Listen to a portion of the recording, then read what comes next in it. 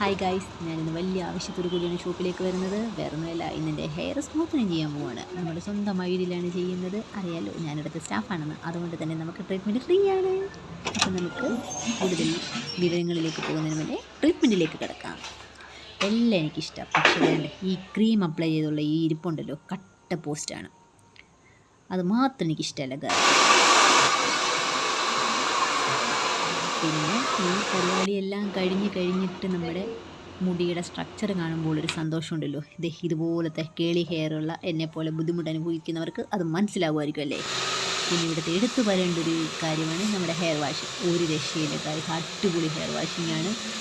ഈ hair wash ചെയ്യുന്ന സമയത്തുണ്ടല്ലോ, നമ്മുടെ തലേന്ന് കുറേ കിളികൾ പറഞ്ഞു പോകുന്നൊരു ഫീലാണ് എനിക്കുണ്ടാകുന്നത്. ഇത് ചെയ്തിട്ടുള്ളവർക്ക് അറിയാമായിരിക്കുമല്ലോ. അപ്പോൾ നമ്മുടെ പ്രോസസ്സിങ് കഴിഞ്ഞുകൊണ്ടിരിക്കുന്നു. ഫൈനൽ ലുക്കിലേക്ക് എത്തിയിരിക്കുകയാണ് ഗൈസ്.